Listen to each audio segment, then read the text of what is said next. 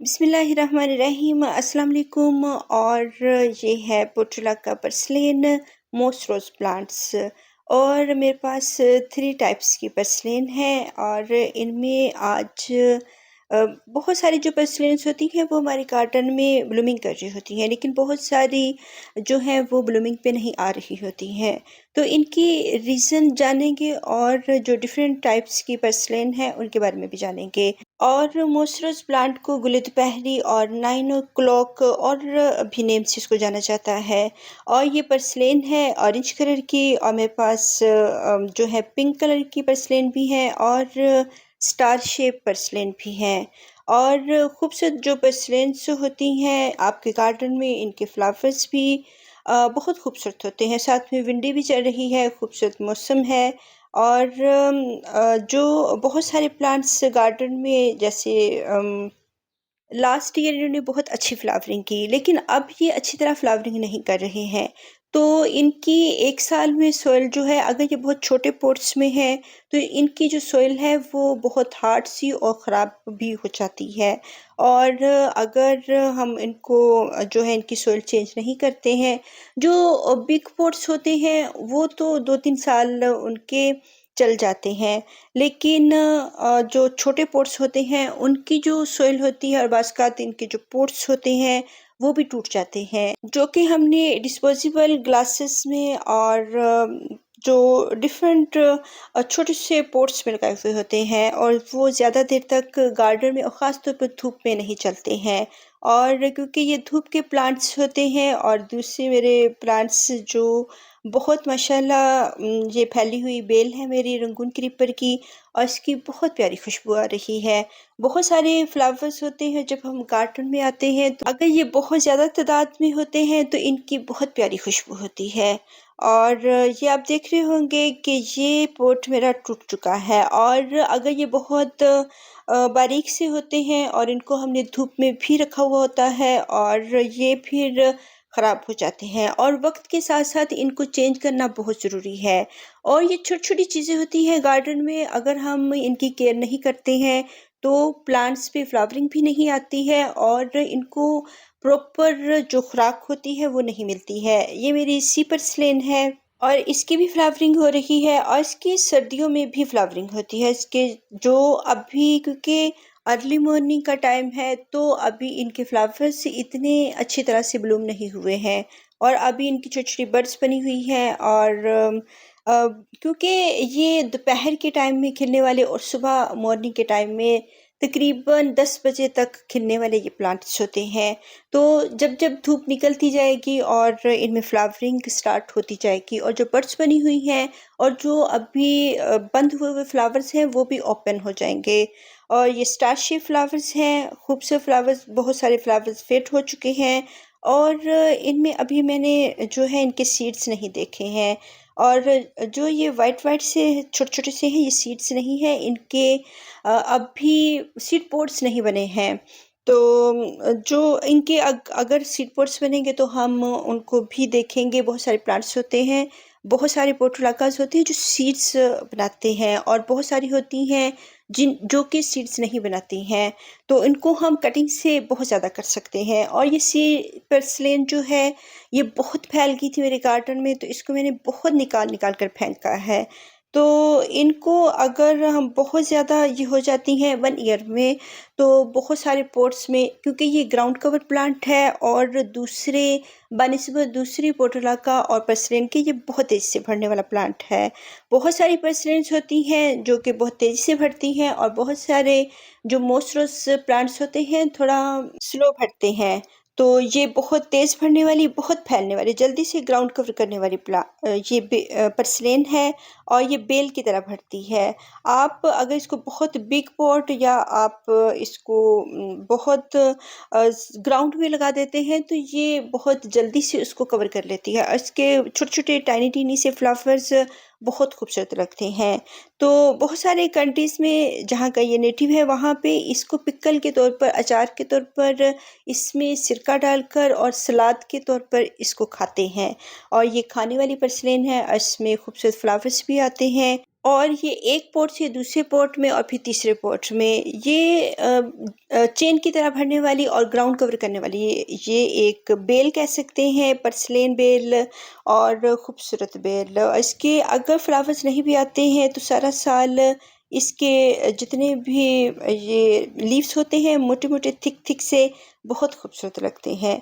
और विंडी चल रही है और इसमें फ्लावर्स बहुत हैप्पी हैं, तो बहुत गर्मी के बाद थोड़ी-सी जो है थोड़े-से क्लाउडी से डेज़ हुए हैं और बारिश भी हुई है, तो प्लांट्स थोड़े-से हैप्पी हो गए हैं। जो बहुत ज़्यादा गर्मी में थे और बहुत गर्मी से और बहुत गर्मी में भी ये फ्लावरिंग नहीं करते हैं। जब ये स्ट्रेस में होते हैं, तब ये फ्लावरिंग नहीं करते हैं।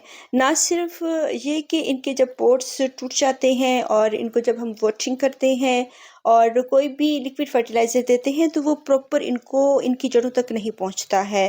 और अगर इनकी जड़ों में पानी नहीं जाएगा, ऊपर-ऊपर से ही गिर जाएगा और फिर प्लांट्स को ना वाटर मिलेगा और ना ही इसको फर्टिलाइज़र मिलेगी, तब भी प्लांट्स की ग्रोथ अच्छी नहीं होती है और ना ही इनमें फ्लावरिंग होती है। तो इसको हम चेंज करेंगे। अभी मेरे पास बॉटल्स नहीं हैं और जो होती हैं कोल्ड ड्रिंक्स बॉटल्स होती हैं वो थोड़ी मोटे प्लास्टिक की होती हैं, जो कि काफ़ी साल तक हमारे गार्डन में रहती हैं। जबकि ये जो बारीक डिस्पोजेबल ग्लास होते हैं, इनमें ये जल्दी से ये टूट जाते हैं और फिर हमें इनको रिप्लांट करना पड़ता है। अभी मेरे पास बॉटल्स नहीं हैं, जब होंगी फिर हम उसमें रिप्लांट करेंगे। फ़िलहाल ये डिस्पोजेबल ग्लास है और ये भी टूट जाता है। ये इसमें इतना प्लास्टिक हैवी नहीं होता है और बहुत थिन सा प्लास्टिक होता है, लेकिन इसको अभी हम यूज़ करेंगे। तो जो छोटे-छोटे पॉट्स होते हैं उनमें आप बहुत से कलर्स इकट्ठे करके कलेक्ट करके पर्सलेन के और मॉसरोज़ के आप इनकी बहुत सारी कटिंग्स लगा सकते हैं। इसमें हम गार्डन सॉइल यूज़ करेंगे और अगर आपके पास एक बिग पॉट हो तो आप बहुत बिग पॉट में, लेकिन उसकी जो गहराई है वो बहुत ज़्यादा नहीं होनी चाहिए। वो चौड़ाई में होना चाहिए और उसकी जो डेप्थ है उसको वो बहुत ज़्यादा नहीं होनी चाहिए। और इसी तरह हम बहुत बिग पॉट्स में इसको लगा सकते हैं क्योंकि इसकी रूट्स बहुत नीचे गहरी नहीं जाती हैं। ये ऊपर-ऊपर रहती हैं जिसकी वजह से इनको बहुत ज़्यादा गहरे पॉट्स की ज़रूरत नहीं होती। और इसको हम अभी इसी में लगा देंगे। अगर हमें कोई पॉट्स मिलते हैं तो फिर हम इनको चेंज ज़रूर करेंगे। तो सॉइल जो है ये अच्छी वेल ड्रेन्ड सॉइल है और सैंडी सॉइल है। और क्योंकि जो मोसरोज़ और पर्सिलेन के प्लांट्स ये सक्युलेंट्स होते हैं, तो इनको ये गार्डन सॉइल बहुत अच्छी लाइक करते हैं। इसमें तमाम ही न्यूट्रिएंट्स होते हैं और इनमें सैंड भी होती है। इसमें आप ग्रेवल्स, पेबल्स भी डाल सकते हैं। आम सैंडी सॉइल भी इनके लिए बहुत अच्छी होती है। और गार्डन सॉइल जिसमें लीव्स वगैरह शामिल हों और जो गार्डन का वेस्ट होता है, उनमें ये बहुत हैप्पी रहते हैं। किचन वेस्ट अच्छी तरह डिकम्पोस्ट करके खाद ही आप इसमें यूज़ करें, क्योंकि उनमें बहुत ज़्यादा कीड़े हो जाते हैं। लेकिन जो गार्डन वेस्ट होता है, आप इनको ऐसे भी प्लांट्स लगाएं तो ये बहुत हैप्पी रहते हैं। तो इनमें बहुत सारी आपके पास जो वैराइटीज़ होती हैं उनको आप उनकी कटिंग्स लें और बहुत सारे पॉट्स आप इनके एक साल में आप इनके बहुत सारे पॉट्स बना सकते हैं। तो बहुत सारे कलर्स होते हैं और बहुत सारे इनमें डिफरेंट कलर्स होते हैं। कुछ जो होती हैं वो पेरिनियल्स होती हैं और कुछ एनुअल्स होती हैं।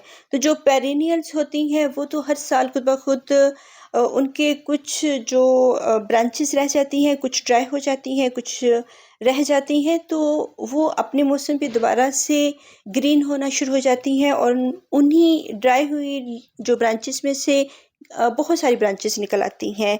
तो आप इनको कट करके लगा सकते हैं। जो एनुअल्स होते हैं उनको आप सीड से लगाते हैं या आपको हर साल उनको बाय करना पड़ता है। तो जो पेरिनियल्स में भी बहुत सारे कलर्स होते हैं और अगर हम एनुअल्स जो बाय करना चाहते हैं उनमें भी बहुत सारे कलर्स होते हैं। उनमें ज़्यादा कलर्स होते हैं और इसलिए हम उनको बाय करते हैं हर साल ही। लेकिन अगर आप वो आपको किसी भी वक्त मिलते नहीं हैं, तो आपके पास ये पेरिनियल्स पर्सिलेंस होती हैं, जो कि हर साल कहीं ना कहीं से गार्डन में ये निकल आती हैं। और अगर इनके जो हैं सीड्स नहीं बनते हैं, तो इनको हम कटिंग से बहुत ज़्यादा कर सकते हैं, इनकी प्रोपगेशन कर सकते हैं। इनमें आप जो है बहुत सारी कटिंग्स लगा लें, और इनको आप अगर वर्टिकली भी लगाना चाहें तब भी ये लग जाती हैं, अगर इनको ज़मीन पर लिटाकर हॉरिज़ॉन्टली लगाना चाहें तब भी ये लग जाती हैं।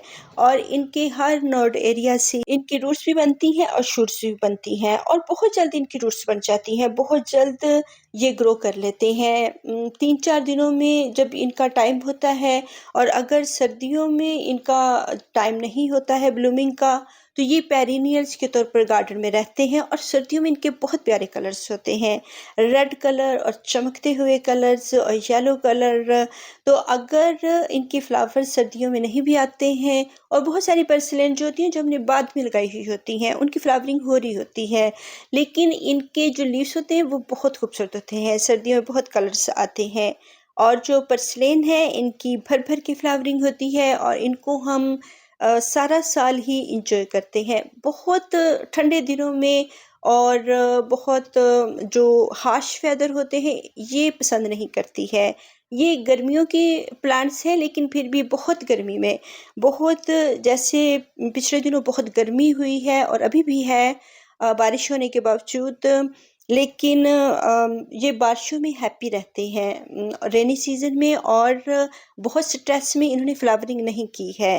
तो बहुत सारे हम इनके साथ तजर्बे हमारे साथ होते हैं, क्योंकि अगर इसने लास्ट ईयर बहुत ज़्यादा फ्लावरिंग की थी, तो इस मरतबा जब नहीं हो रही थी, तो इसकी रीज़न ये थी कि बारिशें नहीं हो रही थी, बहुत स्ट्रेस में प्लांट्स थे और हैप्पी नहीं थे, इनको कोई अच्छा सा वेदर नहीं मिल रहा था।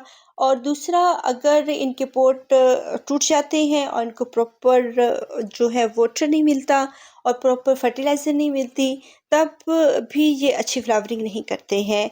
और इनकी कटिंग्स लगाते रहें, इनके फ्लावर्स कट करने की ज़रूरत नहीं होती, ऐसे ही इनकी कटिंग्स चल जाती हैं और इजीली चल जाती हैं। इनको जो है शेडी एरिया में रखने की ज़रूरत भी नहीं होती, और इनको हम ऐसे ही धूप में ही रख सकते हैं। क्लाउडी डेज़ हैं और अब बारिशें स्टार्ट हो चुकी हैं, और इनमें फ्लावरिंग की एक वजह ना होने की वजह बारिशों का लेट होना है, क्योंकि बहुत लेट बारिशें शुरू हुई हैं, और जिस वजह से भी प्लांट्स बहुत अच्छे नहीं हुए हैं, इनमें अच्छी फ्लावरिंग नहीं हुई है, लेकिन अब स्टार्ट हो चुकी है। अब ये बोतल देखें, ये थोड़ी सी मोटी थिक बोतल है, और अगर हम इसको धूप में भी रखते हैं तो इतनी जल्दी ये ख़राब नहीं होती है। तो इस तरह की बोतल्स में हम इनकी कटिंग्स लगा सकते हैं, और जो प्लास्टिक हैवी सा मटेरियल हो, उसमें आप इनको लगा सकते हैं। और जो बहुत बारीक से होते हैं पॉट्स, बहुत पतले से होते हैं, उनमें फिर ये टूट जाते हैं, और फिर हमें रीप्लांट इनको करना पड़ता है। तो बहुत सारी रीज़न्स होती हैं जिस वजह से हमारे प्लांट्स अच्छे खासे ब्लूमिंग करते हुए भी वो रुक जाते हैं, और फिर वो ब्लूमिंग नहीं करते हैं, क्योंकि अगर मैंने इनको फर्टिलाइज़र दी है फरवरी के मंथ में और मार्च में दी है, और यानी कि रुक रुक के मैंने थोड़ी सी जो है 1 मंथ के बाद इनको लिक्विड फर्टिलाइज़र, जो कि मैं दूसरे प्लांट्स के लिए बनाती हूँ, वही मैंने इनको दी है। और अगर मैंने दी है तो फिर भी इन्होंने ब्लूमिंग नहीं की है। तो इनका अपना मौसम होता है, अच्छा सा टेम्परेचर, और जो ये लाइक करते हैं, तो उसमें भी ये फ्लावरिंग अच्छी करते हैं। और जो कटिंग्स हम लगाते हैं, पुरानी जो ब्रांचेस होती हैं, अगर हम उनको कट कर देते हैं, तो उन पे जो न्यू ब्रांचेस आती हैं, उनमें अच्छी ब्लूमिंग होती है, और अगर हम जो कटिंग्स लगाते हैं, उनमें भी अच्छी ब्लूमिंग होती है। तो मोस्ट रोज़ और पर्सिलेन प्लांट्स को रीप्लांटिंग और इनकी कटिंग्स लगाना इनको बहुत पसंद होता है। तो अगर हम इनको अच्छी सी सॉइल दे देते हैं और फर्टिलाइज़र कर देते हैं, तो फिर ये अच्छी ब्लूमिंग करते हैं।